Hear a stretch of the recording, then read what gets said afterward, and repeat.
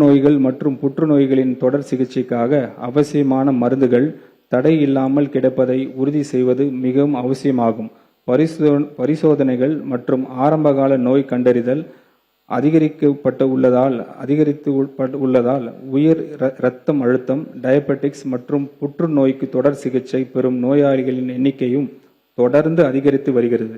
அதிகரித்து வரும் நோயாளிகளின் எண்ணிக்கை மற்றும் கூடுதல் மருந்து தேவை பூர்த்தி செய்யும் தடையற்ற மருந்து விநியோகத்தை உறுதி செய்யும் வகையில் மெடிசின்ஸ் நிதி ஒதுக்கீடு இந்த அரசு திருத்த வரவு செலவு திட்ட மதிப்பீடுகளில் 100 கோடி ரூபாய் உயர்த்துகிறது.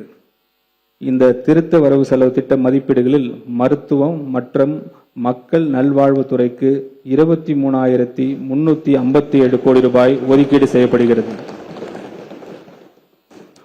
கூட்டுறவு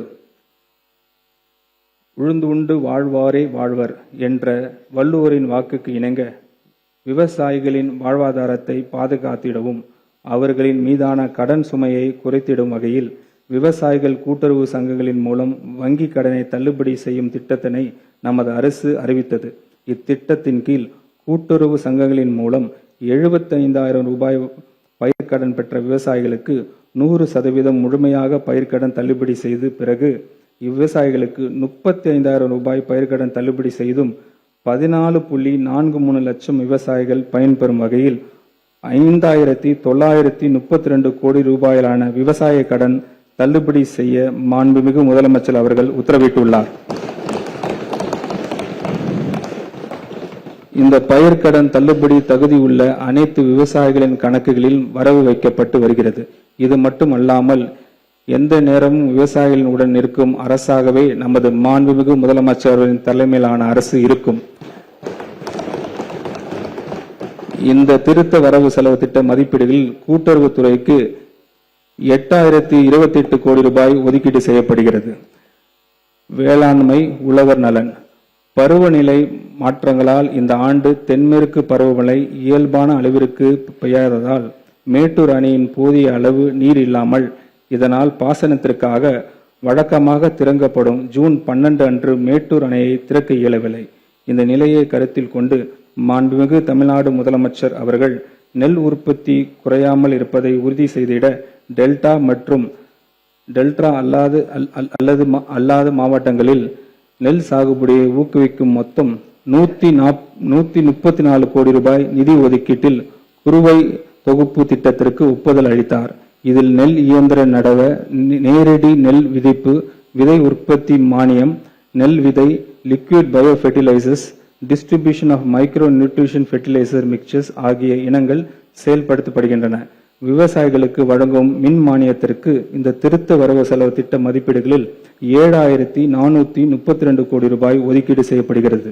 இத்திருத்த வரவு செலவு திட்ட மதிப்பீடுகளில் வேளாண் மற்றும் உழவர் நலத்துறைக்கு 14,984 கோடி ரூபாய் ஒதுக்கீடு செய்யப்படுகிறது. கால்நடை பராமரிப்பு, கிராமப்புற மேம்பாட்டு, ஊட்டச்சத்து பாதுகாப்பு மற்றும் பொருளாதார வளர்ச்சி ஆகியவற்றை ஊக்குவிக்கும் வேளாண் பொருளாதாரத்தின் ஒரு முக்கிய அங்கமாக கால்நடை பராமரிப்பு துறை விளங்குகிறது. நடப்பு நிதியாண்டில் ஊரக பகுதிகளில் வாழும் நலிவடைந்த கைம்பெண்கள், ஆதரவற்ற பெண்கள், டிரான்ஸ்ஜெண்டர்ஸ் மற்றும் மற்ற மாற்றுத்திறனாளிகளுக்கு வெற்றி மகளிர் ஆடுகள் வளர்ப்பு திட்டத்தின் கீழ் 100% மானியத்தில் 5 வெள்ளாடுகள் அல்லது செம்மறி ஆடுகள் வழங்கப்படும். இதன் மூலம் சுமார் 30,000 தகுதி உள்ள நபர்கள் பயனடைவர். இதற்காக திருத்த வரவு செலவு திட்ட மதிப்பீடுகளில் 110 கோடி ரூபாய் ஒதுக்கீடு செய்யப்படுகிறது. கால்நடை மருத்துவமனைகளுக்கு தேவையான 41 கட்டடங்கள் 47 கோடி ரூபாய் மதிப்பீட்டில் உருவாக்கப்படும். கால்நடைகளின் மருத்துவ சிகிச்சை தேவையான பூர்த்தி செய்ய 25 கால்நடை மருத்துவமனைகள் கால்நடை பல்நோக்கு மருத்துவமனைகளாகவும் 210 வெட்டினரி டிஸ்பென்சரிஸ் வெட்டினரி ஹாஸ்பிட்டல்ஸ் ஆகவும் 40 கோடி ரூபாய் ஒதுக்கீட்டில் தரம் உயர்த்தப்படும். மேலும் 143 புதிய நடமாடும் கால்நடை மருத்துவ பிரிவுகள் 35 கோடி ரூபாய் மதிப்பீட்டில் உருவாக்கப்படும். எதிர்பாராத இறப்பு, நோய்கள் அல்லது நேச்சுரல் டிசாஸ்டர்களால் கால்நடைகள் இழப்பதை விவசாயிகளுக்கு பெரும் நிதி சுமையை ஏற்படுத்துகிறது என்பதை இந்த அரசு நன்கு உணர்ந்துள்ளது. விவசாயிகளுக்கு நிதி பாதுகாப்பு வழங்க நோக்கில் இந்த அரசு கால்நடைகள் காப்போம் என்ற புதிய கால்நடை காப்பீட்டு திட்டத்தை அறிமுகப்படுத்த உள்ளது. கால்நடைகள் காப்போம் திட்டத்தினை செயல்படுத்துவதற்காக 31 கோடி ரூபாய் நிதி ஒதுக்கீடு செய்யப்படுகிறது.